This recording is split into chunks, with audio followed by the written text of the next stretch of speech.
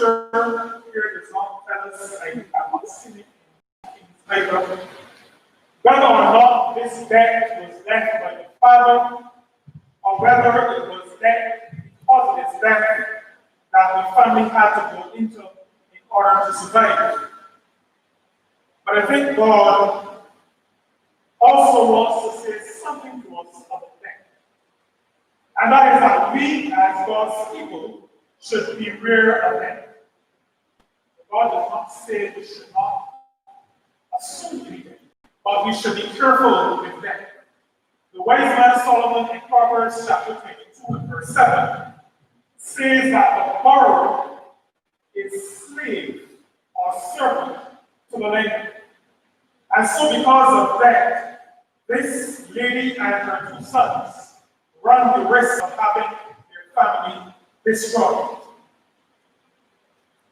Elisha asks the lady a question that appears to be God likes to ask us. He likes to ask questions. What do you have? God asked that question to Moses, Exodus chapter 4 and verse 2. What do you have in your hand? All Moses had was a rod. Brothers and sisters, Scripture is very clear as to the murders that were wrought through that simple rod that Moses had in his hand. God used that rod in a very mighty way. In 1 Kings chapter 17, the essence of verse 12 is that God is essentially asking the widow, what do you have? Because her response is a handful of meat and a little oil. But Scripture records that that little, the handful of meat and the little oil, fed 3 people for many, many months. What it is that God uses what we have. In verse 10, what hast thou in the house? The creditors are coming to take your children. You're not able to pay your debt. Elisha knows, based on what the woman says to him, that she really doesn't have anything. If she had money under the bed, stuffed in the mattress, in the jar on Sister Harriet's table, then she would not be fearful of losing her sons. So Elisha knows that they can't really anything left in the house. Maybe the table and the chairs are already sold. But Elisha asks what God always asks. My handmaid hath not anything in the house. That is the first part of the answer. I don't have anything in the house. That is sometimes our response. I don't have anything. Then she remembers, well, there's one thing left. Only one thing. I don't have anything. And then she says, well, except or say, except a pot of oil. But she doesn't even have a little flour. All she has left is a pot of oil. Insignificant for her. She almost did not remember that she had a pot of oil. She knows that the creditors are coming, and she says, I have nothing. This reminds me to remind you of a little thing that I have.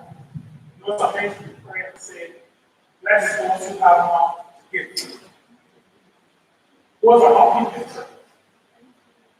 And there is no scriptural support for a person of God having nothing to give. All of God's people have something. Sometimes we do not realize, sometimes we feel we have nothing. But all of us have something to give to God. And that is the essence of faith. God wants to take That which is so small, so slight, we've actually forgotten that we have this little thing left. God wants to use it. And this is where the story gets a little bit weird. Because all she has is a jar of water. And Elisha says to the lady, go, borrow all the empty vessels you can find. He says to her, and it's very specific, go to all of your neighbors, every single one, and get all the empty vessels. And then it says that borrow not a few. In other words, borrow all you can find. Borrow many. Brothers and sisters, verse 4 gives us our second major point. Obedience is the essence of victory. Obedience is the essence of victory. The lady has only a pot of oil left. No indication of how much that pot is. But I would like to submit that it is not a large barrel of oil. It is not a 55-gallon drum of oil. But Elisha says, under the inspiration of God, to the lady, go and borrow some pots. In verse 4, Elisha says, when thou art coming, thou shalt shut the door upon thee and upon thy sons, and thou shalt pour out into all those vessels, and thou shalt set aside that which is full. In verse 5, there is evidence of obedience to the word of God. Their sons have gone out, they have borrowed all the vessels, and then they have borrowed all that they can borrow. God works in a mighty way. Verse 4, brothers and sisters, is an illustration of the kind of God who we serve. It is an illustration of the God we serve. It is an illustration of a God who loves us. Because in verse 4, this is before the lady responds, before she responds in obedience. Elisha says to her, when you are coming, close the door.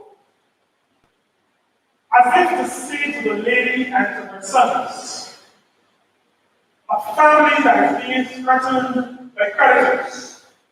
Elisha seems to be saying, and God, Elisha seems to be saying, I am the God who will protect you. When you come into the house, close the door. Our God wants to protect us. But we have to close the door. And then Elisha says to her, after you close the door, once you feel God's protection, then you experience God's provision. Once you close the door, then you must start to pour the oil and set aside that which is full. So God is saying to this lady, even before you bring the barrels and vessels that you borrowed, God is saying to the lady through Elisha, you are going to have some full vessels. God protects and God provides. This is a God who uses something that is apparently insignificant to save a family. This is a God who, by his words, brought this entire world into existence. This is the God who sometimes we sing that song.